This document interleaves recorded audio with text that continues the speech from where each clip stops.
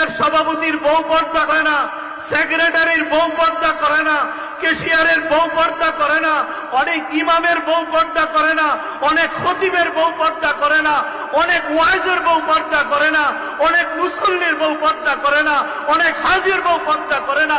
আল্লাহর কসম হাজি, তোমাকে শোনায় যাই, শুনে রাখো, লেখে রাখো, মসজিদের সভাপতি লেখে রাখো, সেক্রেটারি লেখে রাখো, তোমার সেক্রেটারি কোনো কাজ হবে না, সভাপতিত্ব কোনো কাজ হবে না, ইমামতি কোনো কাজ হবে না, মসজিদের ইমামতি কোনো কাজে আসবে না, খতাবতের কাজে আসবে না, মুহতামিমগিরি কাজে আসবে না। যদি তোমার বিবি পর্দায় না থাকে, তুমি বড় ভাই তোমার বোনকে যদি পর্দায় না রাখো, তুমি স্বামী তোমার স্ত্রীকে যদি পর্দায় না রাখো, মদিনার নবীর ঘোষণা শুনে নাও।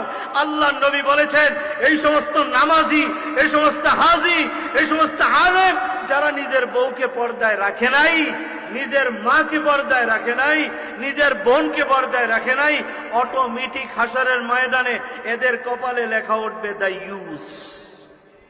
নাউজুবিল্লাহ বলবেন না, পরে বলবেন। এদের কপালে কি উঠবে? বলেন বলেন, কি উঠবে?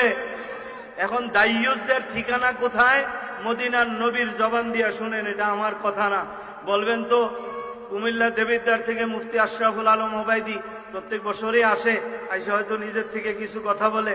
আল্লাহ, আমরা নিজের পক্ষ থেকে কোনো কথা বলি না।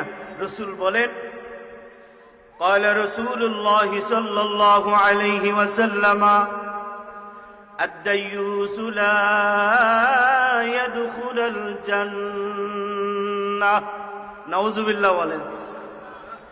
আল্লাহর নবী বলেন, এরে আমার উম্মতের দল, আমি তোদের জন্য সারাটা জীবন কান্নাকাটি করলাম, হাসরের ময়দানে যদি আমার চোখের সামনে দিয়া জাহান্নামে যাও, দুনিয়া ওই হাসরের ময়দানে কোন নবী কাঁদুক আর না কাঁদো,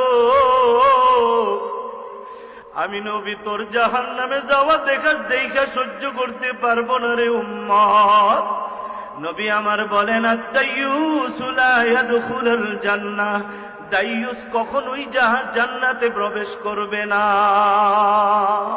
নাউজুবিল্লাহ।